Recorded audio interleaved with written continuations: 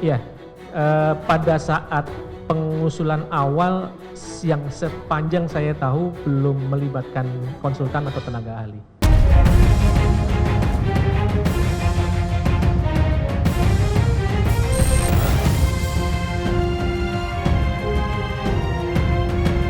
Itu juga kan, Betul. mutar-mutar di situ aja, vicious circle, lingkaran setan.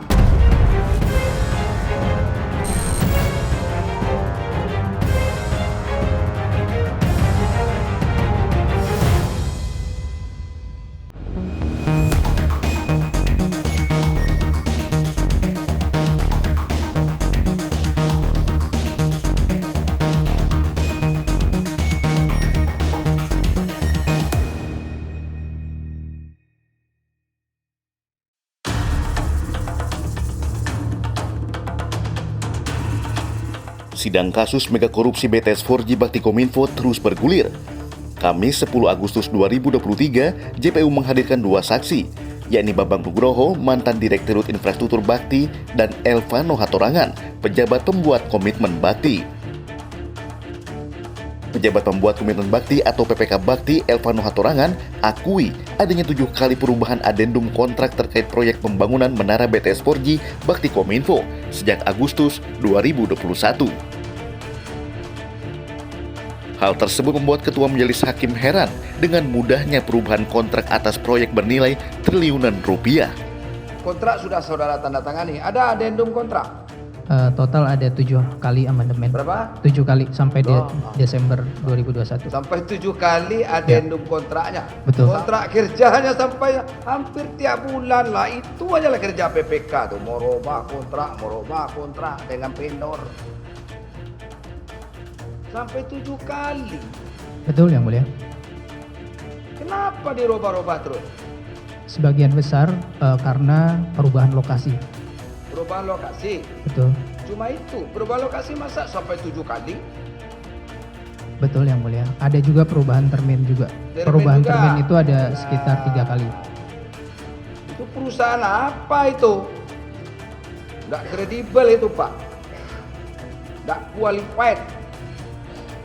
Tidak mampu sebetulnya dia. Dari segala sisi tidak mampu. Nah saudara lapor sama Pak Anang Ahmad Latif. Saya selalu melaporkan Itu apa progres kata Pak pekerjaan. Anang kok dirubah-rubah begitu-begitu. Sementara dalam sidang yang digelar pada 3 Agustus 2023, Gumala Warman, Kepala Divisi Pengadaan dan Sistem Informasi Direktorat Sumber Daya Administrasi Bakti, yang juga Ketua Pokja, bersama 6 saksi lainnya dihadirkan JPU sebagai saksi. Dalam sidang, hakim mencecar soal sistem pelelangan tender dalam proyek pembangunan BTS 4G Bakti Kominfo. Yang ikut tender pelelangan adalah 3 konsorsium. Betul Yang Mulia, 3 untuk masing-masing paket. Masing-masing paket. Siapa yang lolos dari 3 konsorsium itu? Tendernya Yang Mulia, berarti pemenang ya. Ya. Untuk paket 1 dan 2 adalah kemitraan Fiber Home, Telkom Infra dan MTD. Untuk Nggak ada saingannya Pak. Nggak ada persaingan yang lain. Untuk paket 1 dan 2 ada Yang Mulia. Ada. Ada. Siapa pesaingnya? Kemitraan Lintas Harta Huawei C. Ya, itu juga kan. Betul. Mutar-mutar di situ aja, vicious circle, lingkaran setan. Nanti ujung-ujungnya saudara tender itu juga pemenangnya. Ketua Majelis Hakim Pengadilan Tipikor Jakarta, Fazal Henry, menilai proyek BTS 4G Bakti Kominfo seperti lingkaran setan karena hanya untuk bagi-bagi jatah ke konsorsium yang telah ditentukan. Apa yang mau ditenderkan kalau gitu? Cukup aja bagi-bagi jatah, kamu pakai itu, kamu pakai itu. Nggak ada saingannya. Kalau tender itu kan harus ada pesaing, ada yang kalah tender. Ada yang kalah tender sini. Tadi Yang Mulia kemitraan Lintas Harta Huawei C kalah tender di paket 1 dan 2. Di paket lain dia dapat. Di paket 3 dia menang. Mongong. Itu main-main namanya itu. Itu main-main itu. Nggak ada tender yang kayak begitu Pak. Tender itu harus ada saingannya. Ada yang kalah, ada yang menang. Belakangan, saksi Darin Aldiano pun mengaku telah menerima uang sebesar 500 juta rupiah dari Windy Purnama, orang kepercayaan Irwan Hermawan, komisaris PT Soliteh Media Sinergi. Nah, ini yang terakhir pertanyaan saya. Ada kecipratan dana, kamu dapat duit. Dari penyedia tidak ada, Majelis. Honor Pojja tidak ada. Honor project tidak ada. Oke, dari Pojja tidak ada. Dari yang lain dapat. Saya dapat dari Windy Purnama, ya Majelis. Ada. Ya, dari Windy Purnama. Windy Purnama. Saudara dapat. Ya, Majelis. Berapa dapat? Total untuk 5 orang Pokja 500 juta, ya Majelis. Yang mulia. Berapa orang Pokja? 5 orang. 5 orang. 5 orang. Masing-masing 500. Masing-masing beda-beda. Menurut Darin, uang tersebut diserahkan oleh Windy Purnama dengan menggunakan kardus. Selanjutnya, uang 500 juta tersebut dibagikan pada kelompok kerja pengadaan dan penyediaan dengan nominal yang berbeda. Jangan karena ini kami cuma perencanaan aja. Selesai atau tidak itu bukan tugas kami, itu urusan urusan. Bukan begitu, Pak. Kalau begini habis uang negara ini dijelasin. Selengkapnya di iNews File.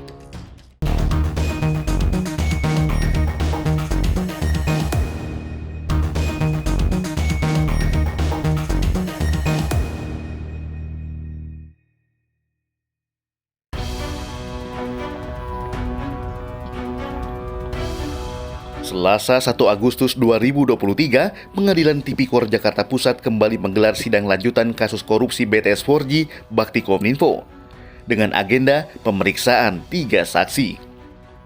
Dalam persidangan, saksi Kepala Biro Perencanaan Kemenkominfo Arifin Saleh Lubis membenarkan adanya kenaikan anggaran proyek BTS 4G Bakti Kominfo dari 1 triliun rupiah menjadi 12,5 triliun rupiah. Kenaikan anggaran tersebut pun telah disetujui oleh Menteri Kemenkominfo saat itu, Johnny G. Plate. Artinya yang disetujui berapa? Prosesnya ada 2 yang mulia. Ya. Yang pertama itu melalui proses pagu biasa, artinya rupiah murni. Jadi dari anggaran tadi 1 triliun, kemudian ada penambahan anggaran pada pagu anggaran itu sebesar untuk ini sebesar 12,51.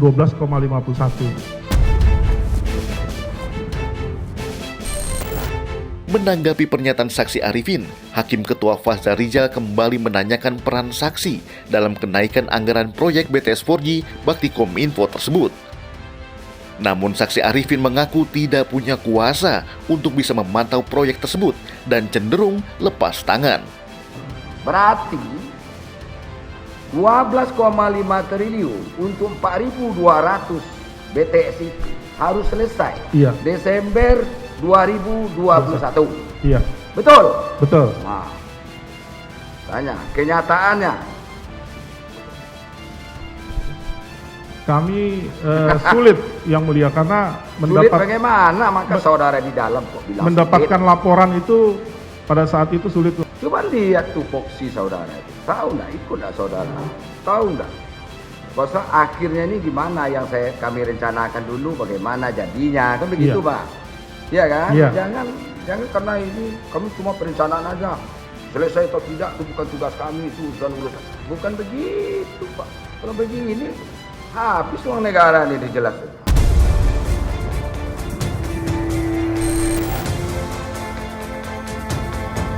Fakta lain juga diungkapkan saksi Kasubdit Monitoring dan Evaluasi Telekomunikasi Khusus dan Jaringan Telekomunikasi Kemenkominfo, Indra Apriyadi. Menurut saksi Indra, lokasi pembangunan menara BTS 4G di daerah 3T dilakukan tanpa melakukan survei lapangan terlebih dahulu. Tentang blank spot ya. Baik. 7.904 itu terdiri dari daerah 3T dan daerah yang belum tercover signal. Dasar saudara menentukan 7.900 desa ini yang ternyata daerah 3T dan belum tercover signal 4G itu apa? Peraturannya, Pak. Nggak, dasar saudara menentukan bahwa oh ternyata desa-desa ini, apakah kau survei enggak? Oh tidak Pak.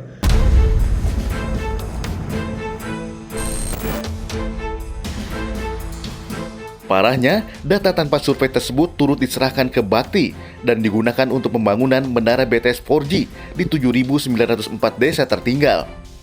Dengan tidak dilakukan survei, apakah data 7.904 itu valid?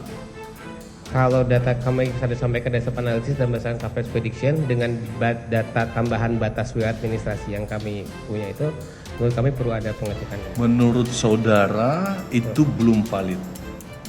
Oke. Nah, kemudian sumber data Anda ini digunakan oleh Bakti, betul? Betul.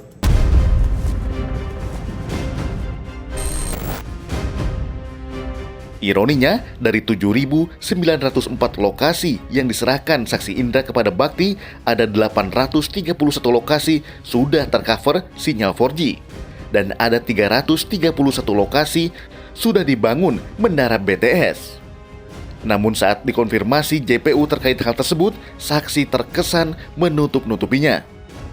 Pak Indra, ini kan ada temuan dari inspektorat kalau ada 831 lokasi yang ternyata sudah ada sinyal BTS 4G dari 7904 lokasi yang Bapak serahkan tadi.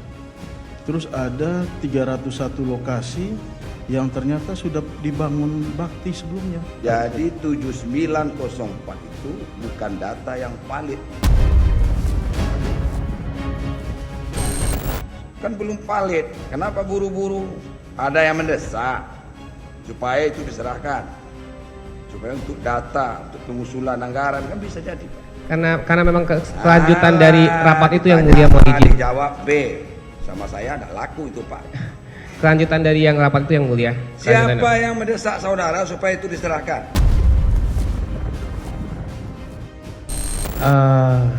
Pikir lagi.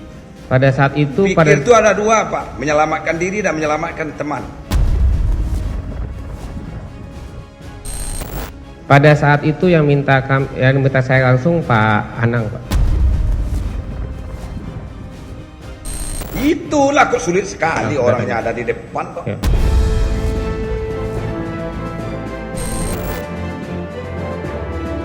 Atas sikap saksi Indra yang berbelit-belit, Hakim Ketua Fazal Rijal mengingatkan saksi karena bisa dikenakan pidana. Sebetulnya tidak banyak pertanyaan sebetulnya Pak, asalkan memberikan keterangan sesuai dengan fakta. Baik. Jelas? Baik yang mulia. Baik. Saudara pula kena pasal 21 itu. Baik yang mulia. Saudara memberikan keterangan palsu dan sumpah palsu itu lebih berat Pak. Baik. 7 tahun ya. Janganlah kita menjerumuskan diri demi untuk membela yang lain.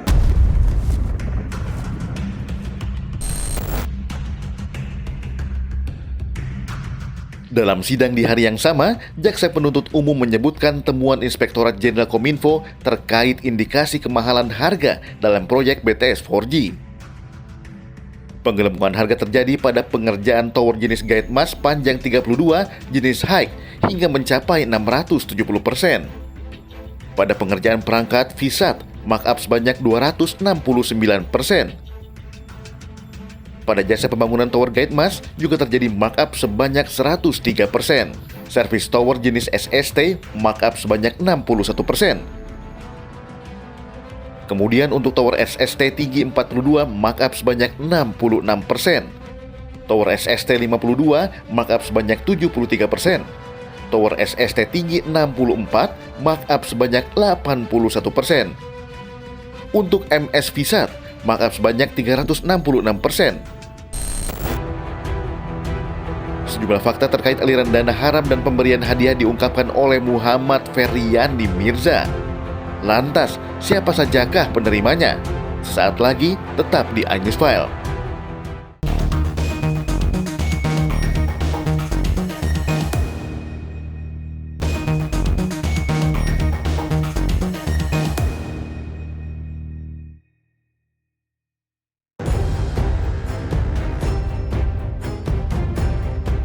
Kepala Divisi Laismel Bahaul Bakti Kominfo Muhammad Feryandi Mirza dihadirkan sebagai saksi dalam sidang lanjutan kasus korupsi BTS 4G Bakti Kominfo pada Selasa 25 Juli 2023. Di hadapan majelis hakim, Mirza membenarkan adanya setoran 500 juta rupiah setiap bulan kepada mantan Menkominfo Johnny G. Plate dari atasannya Anang Ahmad Latif. Johnny Gerard Plate, apakah saudara mengetahui ada pemberian sesuatu berupa uang atau barang atau fasilitas yang diproyek BTS 4G? Sepanjang yang saya ketahui, saya mendapatkan dari Pak Anang, tapi memang tidak disampaikan langsung kepada Pak Johnny Gerard Plate, tapi kepada sekretaris beliau, Kevin, sebesar 500 juta per bulan. Ada 500 juta per bulan untuk terdakwa Johnny Gerard Plate melalui sekretaris. Ya, kalau Anang memang menyampaikan tidak menyebutkan Johnny Gerard Plate, tapi diberikan ke Happy. Diberikan ke Happy 500 juta per bulan. Selama berapa bulan?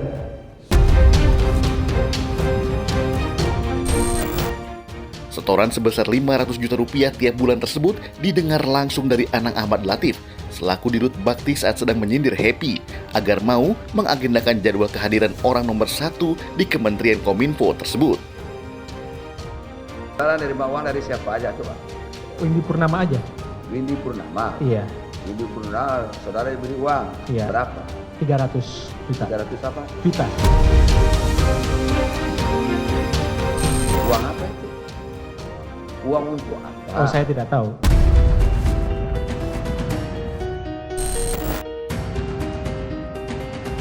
Meski mengaku telah mengembalikan uang tersebut pada Januari 2022, namun uang itu telah digunakan Mirza untuk tambahan membeli mobil BMW X5.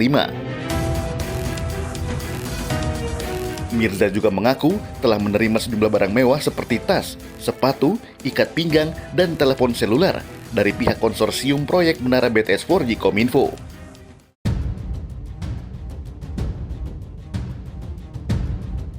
Ketua Majelis Hakim, Fazal Henry menyoroti sejumlah kesaksian Mirza. Menurut Fazal, Mirza menyalahgunakan pengetahuannya untuk sesuatu yang salah. Meski mengetahui kekurangan dalam proses BTS 4G Bakti Kominfo, namun saksi tetap menerima sejumlah pemberian mewah tersebut. Kalau gitu berarti kan ini ada masalah di sini Pak. Pasti suatu saat nanti akan meledak ini masalah.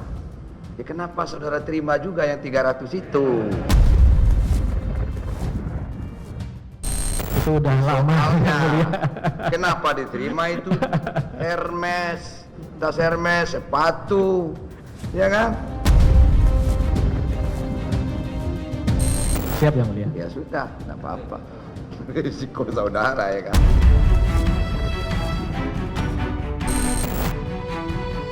Menjadi saksi untuk 3 terdakwa Johnny G. Plate, Anang Ahmad Latif, dan Yohan Suryanto, Mirza juga menjelaskan kalau pembangunan tower BTS di tahap pertama tidak melibatkan tenaga ahli dalam perencanaan anggarannya. 4.000 berapa? 4.000 berapa jadi? 4.200 total. Apakah itu sekalian anggarannya itu atau? Ya, total anggarannya sudah kemudian disetujui untuk 4.200 akhirnya. Berapa jadinya? Ya, 10,8 triliun yang mulia.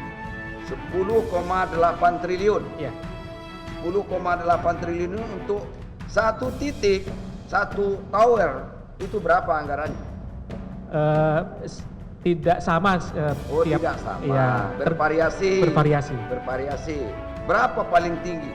Sekitar 2,6 miliar. Oke. Itu perencanaan awal. Kemudian penentuan anggaran seperti itu. Apakah itu melibatkan tenaga ahli? Iya. Pada saat pengusulan awal yang sepanjang saya tahu belum melibatkan konsultan atau tenaga ahli. Segitu besarnya anggaran, kenapa tidak melibatkan ahli? Saya tidak tahu yang mulia.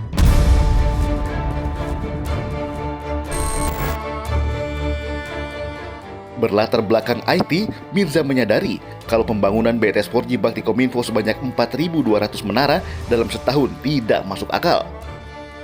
Pemikiran saudara, ketika Anda lihat RPJMN, Anda lihat Renstra, membangun BTS 4.200 dalam waktu 9 bulan itu dalam logika Anda selaku praktisi IT itu mungkin.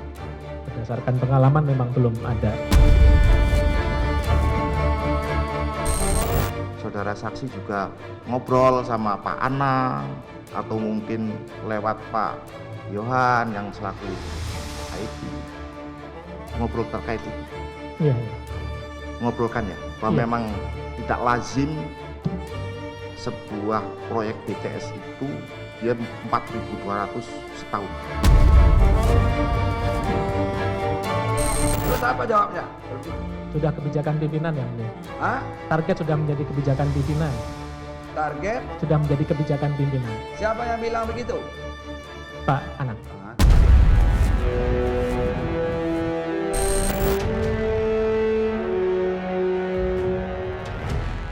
Sejumlah fakta baru diungkapkan dalam persidangan lanjutan mega korupsi proyek pembangunan BTS 4G Bakti Kominfo yang melibatkan banyak pejabat. Fakta tersebut turut mengkonfirmasi jika proyek tersebut sudah jadi bancakan korupsi sejak awal perencanaan. Kerugian negara 8,32 triliun rupiah harus dipertanggungjawabkan. Siapapun yang terlibat menikmati aliran uang haram harus disidang dan diganjar hukuman setimpal. Jadi jangan bilang Anda tidak tahu akan permasalahan ini, karena kami sudah memberitahukannya.